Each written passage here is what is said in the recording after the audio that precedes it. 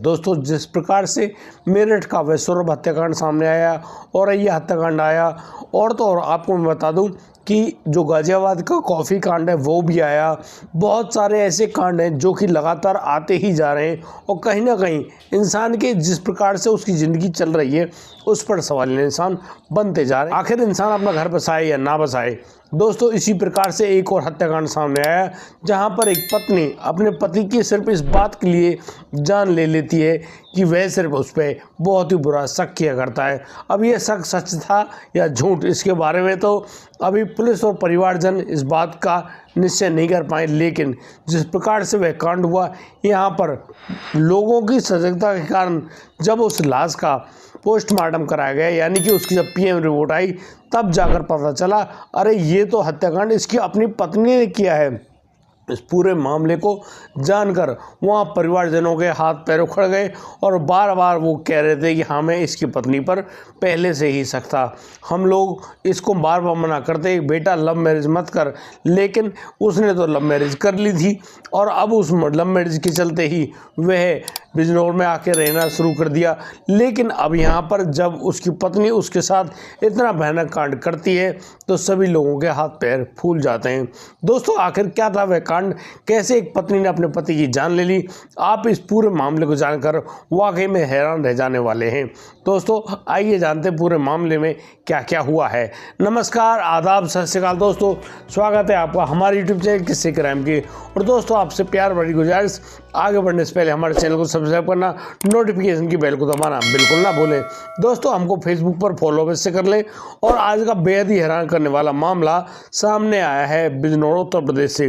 दोस्तों, बिजनौर के अंतर्गत आने वाला वह जो नजीबाबाद थाना क्षेत्र है, वहाँ पर एक आदर्श कॉलोनी पड़ती है। दोस्तों, वह दीपक अब यहाँ पर एक किराए का मकान लेता है और वह अपनी पत्नी यानी कि उस लड़की के साथ रहना शुरू कर देता है। अब शिवानी और वह जो दीपक है बड़े ही खूबसूरत तरीके से यहाँ पर रह रहे हैं और उनको रहते रहते करीब यानी कि 1 महीने ही गुजरा है। अचानक एक रात को वह जो शिवानी है वह अपने देवर यानी कि पीयूष के पास फ़ोन करती है और उससे कहती है कि तुम्हारे जो भाई हैं उनकी अचानक तबीयत खराब हो गई है और वो कुर्सी से नीचे लुढ़क गए हैं। अचानक उनको क्या हुआ है ये तो खुद उसकी समझ में नहीं आ रही है, लेकिन वह अब उनको हॉस्पिटल ले जाने की कोशिश कर रही है। अब यहाँ पर मैं आपको एक बात और बता दूं, वह जो शिवानी है, शिवानी का जो दाहिना हाथ है वह 2 साल पहले टूट गया था और तब से वह हाथ प्रॉपर काम नहीं करता, यानी कि उस हाथ में कोई दिक्कत बन गई है और तब से वह हाथ पूर्ण रूपेण यानी कि भरपूर ना तो ताकत लगाता है और ना ही उससे कोई खास काम हो पाता है। यानी कि जो शिवानी है वो एक ही हाथ की यानी कि उसका लेफ्ट हैंड ही ज़्यादा काम करता है। लेकिन दोस्तों, यहाँ पर अगले ही पल जब वह प्राइवेट हॉस्पिटल में लेकर पहुँचती है अपने पति को, तो वहाँ पर जो डॉक्टर है वो मना कर देते हैं और वो कहते हैं कि भाई एक काम करो, तुम इनको हायर हॉस्पिटल में ले जाओ क्योंकि इनकी हालात जो हैं वो काफ़ी नाजुक हैं। अब इस पूरी बात को जानकर वह जो महिला है वह अपने पति को वहाँ के जो बड़े सरकारी अस्पताल है वहाँ पर ले जाना चाह रही होती है। वह वहाँ पर जाती भी है, लेकिन जैसे ही डॉक्टर्स उस बॉडी का चेकअप करते हैं वो उससे कहते हैं कि आपने आने में देर कर दी, दरअसल ये जो व्यक्ति हैं अब इस दुनिया में नहीं रहे।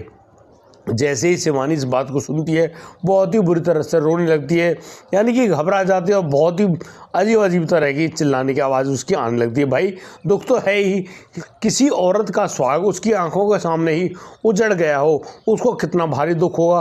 और इसी दुख की वजह से वह लगातार चीखती है, चिल्लाती है और बार बार यही कह रही कि नहीं, ऐसा नहीं होना चाहिए था। लेकिन तब तक वह जो शिवानी है वह अपने जो परिवार को यानी कि अपने ससुरालजनों को यह बता चुकी होती है कि यहाँ पर उनके बेटे दीपक की मौत हो गई है, वह भी हार्ट अटैक के कारण। अब यहाँ पर जैसे कि वह जो पीयूष के पास फ़ोन गया था, पीयूष अपने परिवारजनों को लेकर सीधा पहुँचा था हॉस्पिटल। अब हॉस्पिटल में डॉक्टरों से बात होती है, डॉक्टर भी यही बात कहते हैं कि हाँ भाई इसकी मौत तो हुई है और ये मौत क्यों हुई है इसका जानकारी तो आपको पोस्टमार्टम के बाद ही मिलेगी। लेकिन शिवानी अब उस बॉडी के लिए कहने लगती है कि अब वह अपने पति की लाश को अपने साथ ले जाना चाहती है। अब डॉक्टर उससे मना नहीं कर पाते, लेकिन जो शिवानी के ससुरालजन है यानी कि उसके जो चाचा ससुर लगते हैं, जो उसका देवर है, उसकी सास है, वो कहने लगते हैं कि नहीं, हाँ, इस बॉडी को, इस शिवानी को मत देना, दरअसल हमें इस बॉडी का पोस्टमार्टम कराना है। अब इस बात को सुनकर वह जो शिवानी है वह बिल्कुल बहुत ही ज़्यादा गुस्से में बौखला पड़ती है और वह कहने लगती है कि नहीं, उसके पति के शरीर की कोई चीर फाड़ नहीं होगी। अब दोस्तों पोस्टमार्टम करने के लिए तो शरीर को खोलकर देखा जाता है, भाई इसने क्या खाया था, क्या इसकी विसरा रिपोर्ट है, बहुत सारी जानकारी मिलती हैं। उससे मौत का कारण भी एग्जैक्ट पता चल जाता है कि आखिर ये मौत किस लिए हुई है।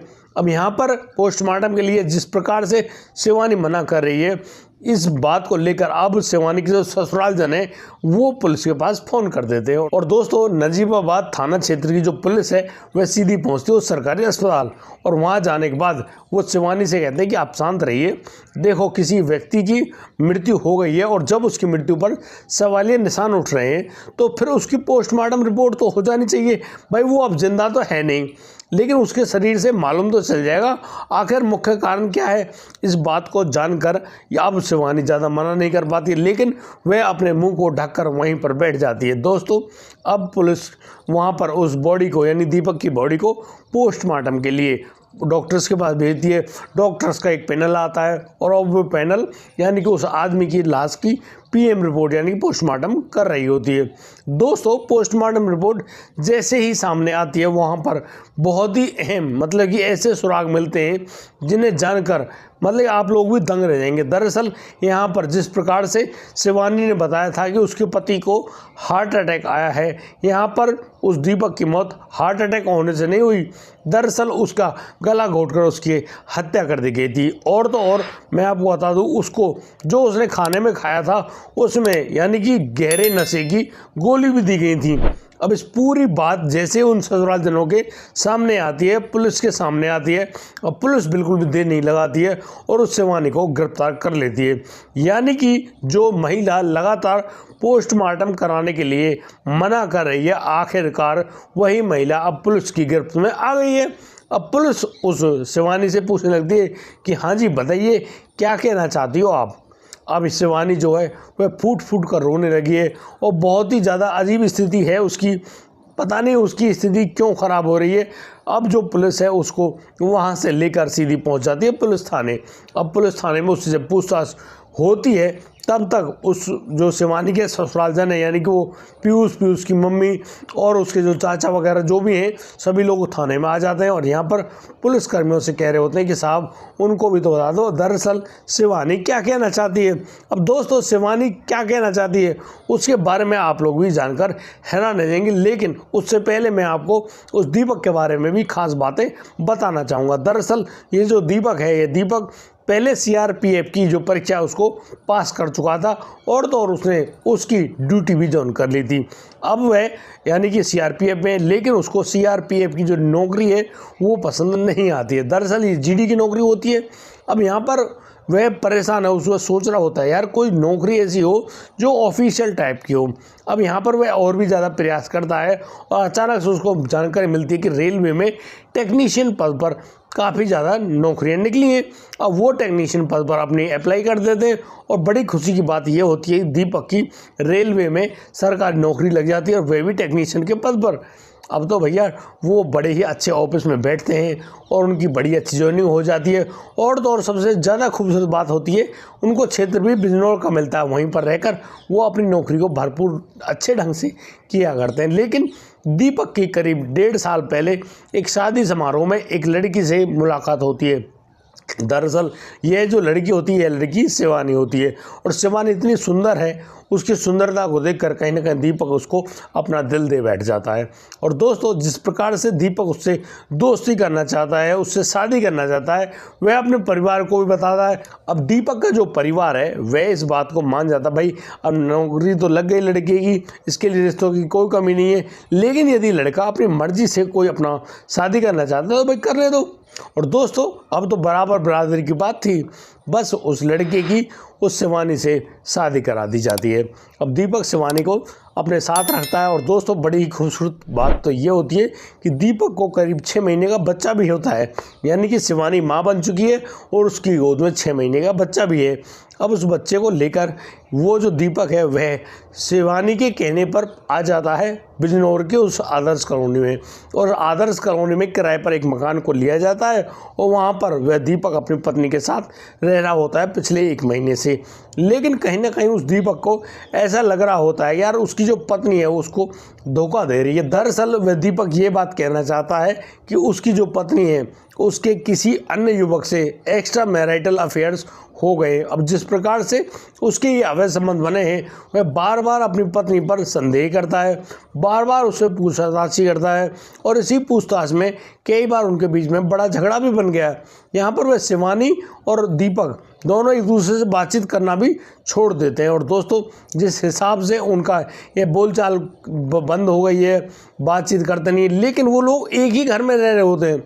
यहाँ पर वह जो दीपक है लगातार अपनी पत्नी पर संदेह किया करता है और उसी के एवज में वो उससे कहता रहता है कि तुझे ये सब काम नहीं करने चाहिए, तेरे शरीर में कमी थी तब भी मैंने तुझे अपनाया, जब तू मुझे अच्छी लगी तभी मैंने तेरे साथ लव मैरिज करी, मैंने अपने परिवार की पसंद को साइड में रखकर तुझसे शादी करी और तू अब दूसरे लोगों के साथ अपना संबंध बनाना चाहती है, ये बात तो गलत है। अब लगातार शिवानी के ऊपर जिस हिसाब से ये आरोप लग रहे थे कहीं ना कहीं शिवानी को भी बहुत बुरा लग रहा होता है। दोस्तों सच्चाई तो अभी सामने आई नहीं है, मैं सच नहीं कहूँगा, लेकिन यहाँ पर अब उस दिन जब वह दीपक अपने वहाँ घर आया हुआ होता है वह पीने के लिए चाय मांगता है। अब चाय में वह जो शिवानी है वह नींद की गोलियाँ उसको पिला देती है। दोस्तों जिस हिसाब से अब दीपक उस चाय को पीता है अचानक से उसको मूर्छा आ जाती है और इसी बात के चलते यानी कि वह जो शिवानी है, शिवानी अपने एक हाथ से ही अपने पति के गले को घोट देती है। यानी कि एक हट्टा कट्टा व्यक्ति एक हाथ की जो महिला है उसके चंगुल में फंस गया है और वह महिला उसकी गला घोटकर हत्या कर देती है। उसके बाद वह अपने बच्चे को लेकर छत पर जाती है, लगातार घूम रही होती है और वह सोच रही होती है कि यहाँ पर ऐसा क्या किया जाए जो ये हत्या यानी कि एक नेचुरल डेथ लगे। और बस वह अब नीचे आती है और अपने देवर के पास फ़ोन करती है और उससे कहती है कि भाई उनके जो बड़े भाई हैं वो कुर्सी से नीचे गिर गए हैं और उनकी हालत काफ़ी ज़्यादा सीरियस है। अब वो उनको लेकर जा रही है हॉस्पिटल और शिवानी ऐसा ही करती है, जबकि शिवानी को मालूम था कि उसके पति की वहीं पर मौत हो चुकी है। वह उसको लेकर प्राइवेट हॉस्पिटल जाती है और फिर सरकारी हॉस्पिटल जाती है, वहाँ पर पोस्टमार्टम के लिए परिवार कहने लगता है। फिर उसकी पोस्टमार्टम रिपोर्ट आती है, तब जाकर ये राज खुलता है। दरअसल उस दीपक की जो मौत है वो मौत साधारण मौत नहीं, उसकी तो जबरन हत्या की गई है। अब इस पूरी जानकारी को पुलिस पा चुकी होती है और पुलिस जब उस शिवानी से पूछताछ कर रही होती है तब जाकर ये जो पूरी घटना हमने आपको बताई ये शिवानी द्वारा कही गई बातें हैं। लेकिन वह जो दीपक था उसको कहीं ना कहीं शक था उस अपनी पत्नी के ऊपर, क्योंकि यहाँ पर उस पत्नी के किसी और से यानी कि अलग तरह के संबंध बन गए थे। दोस्तों इसी बात को उस शिवानी के ससुराल यानी कि दीपक के परिवार के लोग भी कह रहे होते हैं कि इस महिला के किसी न किसी अन्य युवक से अवैध संबंध जरूर हैं। और हाँ, एक और बड़ी अहम जानकारी कि इस लड़की यानी कि जो ये शिवानी है, शिवानी के साथ दूसरा व्यक्ति भी जरूर होगा और उस व्यक्ति को ये शिवानी बचाना चाहती है। लेकिन यहाँ पर उन परिजनों ने एक और गंभीर आरोप लगाया। दरअसल इस दीपक की सरकारी नौकरी थी, अब दीपक की मौत हो जाएगी तो उसकी यानी कि उस महिला यानी शिवानी को उसकी नौकरी मिल जाएगी। अपने पति की हत्या करी है, उसी एवज में वह पोस्टमार्टम नहीं कराना चाहती और बस उसी की मौत की एवज में अब उसको एक सरकारी नौकरी भी मिल जाएगी और उसने यह जरूर सरकारी नौकरी पाने के लिए किया होगा। यहाँ पर पुलिस के सामने कई ऐसे बिंदु निकल आते हैं जिनसे लगता है कि वाकई में इस शिवानी ने अपने पति की यानी कि जबरदस्ती हत्या कर दी है। दोस्तों इस पूरे घटनाक्रम को सुनाने का उद्देश्य किसी को परेशान करना नहीं है, किसी के दिल को ठेस पहुँचाना नहीं है, लेकिन दोस्तों इन पूरे घटनाक्रमों को बताने का उद्देश्य आपको जागरूक करना है, सचेत करना, आपको सच बताना है कि इंसान कभी भी इस भ्रम में पड़ जाता है और ऐसे खतरनाक और खौफनाक कदमों को उठा बैठता है जिनके परिणाम बेहद ही खतरनाक होते हैं। कभी भी इस प्रकार का कोई भी मौका मिले तो आप संयम बरतें, अच्छे ढंग से विचार करें और अपना अच्छा बुरा ज़रूर सोच लें। भाई अब वो 6 महीने के बच्चे के साथ क्या होगा, अभी मैं आपको बता दूं जिस हिसाब से उस महिला यानी शिवानी को जेल होगी, ये 6 महीने का बच्चा पिछले मतलब अगले 5 साल तक अपनी माँ के साथ ही रहेगा जेल के अंदर। भाई उस लड़के का क्या दोष, लेकिन भाई अब ये तो नियम है, लेकिन 5 साल के बाद वह लड़का यानी कि पढ़ाई करने के लिए उस जेल से बाहर ज़रूर आ सकता है। लेकिन अभी पुलिस ने और भी जो अहम जानकारी हैं, जिन अज्ञात लोगों के बारे में FIR दर्ज करी है, उनके बारे में जानकारी जुटाने की पूरी कोशिश कर रही है और उस शिवानी को अभी रिमांड पर लिया गया है। दोस्तों यह जो घटना है ये बीते 4 अप्रैल की घटना है। दोस्तों आज के लिए सिर्फ इतना ही, अब दीजिए मुझे इजाज़त, मिलता हूँ कल, लाता हूँ एक और अहम जानकारी। तब तक के लिए आप बढ़िया रहें, बेहतरीन रहें, अपना और अपने परिवार का बखूबी ख्याल रखते रहें। जय हिंद, जय भारत।